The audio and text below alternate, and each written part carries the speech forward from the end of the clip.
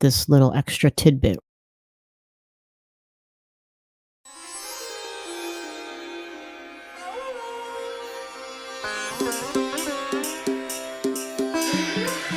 And if you're looking here at the chart, you can see what the extra tidbit is. It is showing you the eclipse, but it is also showing in black a very obvious kite. Yeah. Now, I have some videos up on the channel. I know I'm always saying this, but it's relevant. It's always relevant. It's how to recognize a kite in your chart. And the thing is, this eclipse is a wonderful example of how to find that. So, how did we get here? How did we find all that? If you saw the first part of this video, you saw where we were looking at the eclipse itself.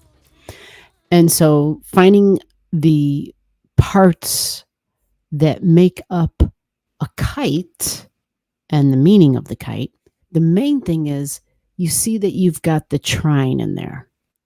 And it's a grand earth trine. This eclipse has a grand earth trine in it. And I know I might not have pointed that out earlier, but I want you to see it here now. Because at this time, we have over here Cupido, Cupido, and it's at 5 degrees and 5 minutes. So it's exactly part of this earth trine. We know we have Juno and Virgo at 4:33. So that's like a degree away, half a degree away, right? 4:33. Virgo, Earth. Cupido, 5 degrees, 5 minutes in Capricorn. Virgo, the details, the tangible, the practical, the logical, the mundane, the day-to-day routines, the tasks, the projects, the job, tools, literally tools, pets even, healthcare, but it's connecting the dots. It's perfection. We've got Juno, relationship energy, partnership energy, marriage energy, Juno, practical partnership, practical, the mundane, not flashy, but it just makes sense, partnerships, Virgo, trining Cupido in Capricorn, long-term, Capricorn, long-term material, tangible, financial security. And Cupido, when I read up on the meaning of it, and it's not what you think, it's not like Cupid, like the bow and arrow thing. That's not the meaning for this Cupido. And again, I might not be pronouncing it right, but it's part of a grand earth trine. And the moon. Now, the moon is really short, right? Because it's a quick moving thing. It's part of the eclipse, but that's just why this is important. Because if you were to take aside the eclipse element, you would still have a moment in time where you have the moon at 5 degrees and 9 minutes. That's still going to be there. Venus rules it.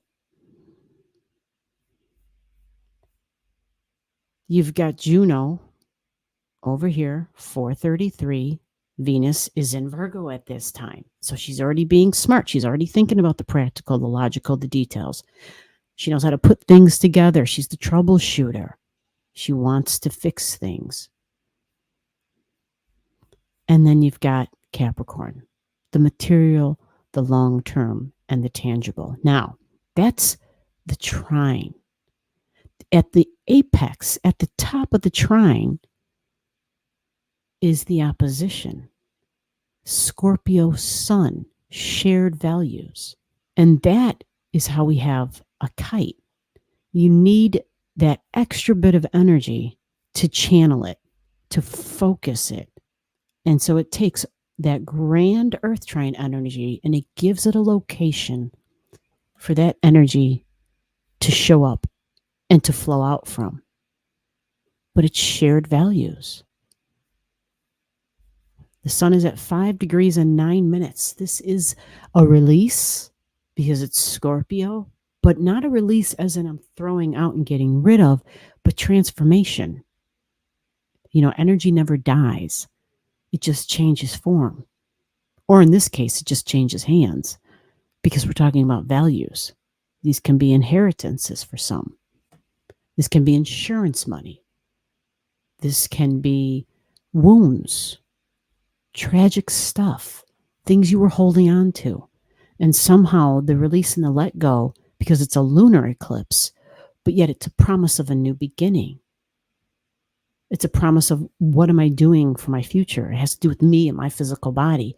And so the energy connected to this supplies on this day, this full moon event, this ecliptic full moon event, of a release of outdated values, possibly creature comforts, possibly the reliance on the earth and trying to figure out healthier ways, more compatible ways to work with the earth. Because there's like that push-pull.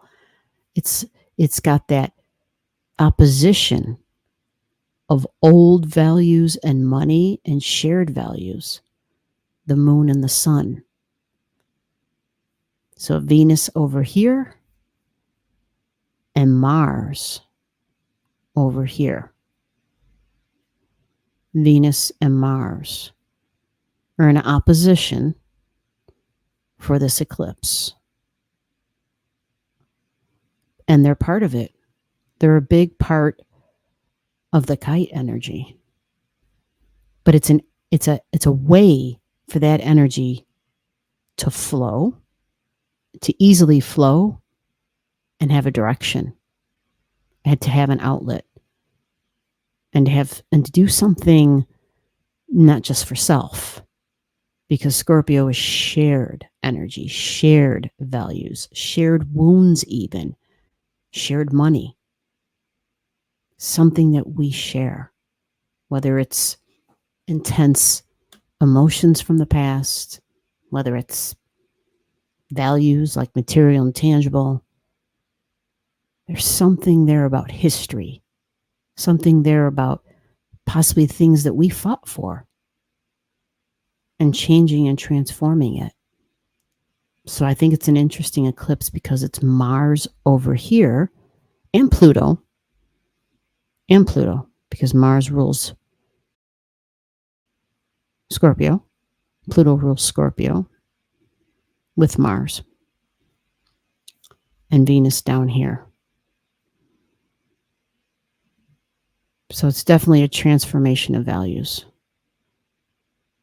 And the beautiful kite energy can help make that happen. So where is the 5 degrees in Scorpio in your chart? That area of your life has the potential for a release and a let go, and yet something new to come in for your future. I hope this helps. I always appreciate your time. Thanks for watching.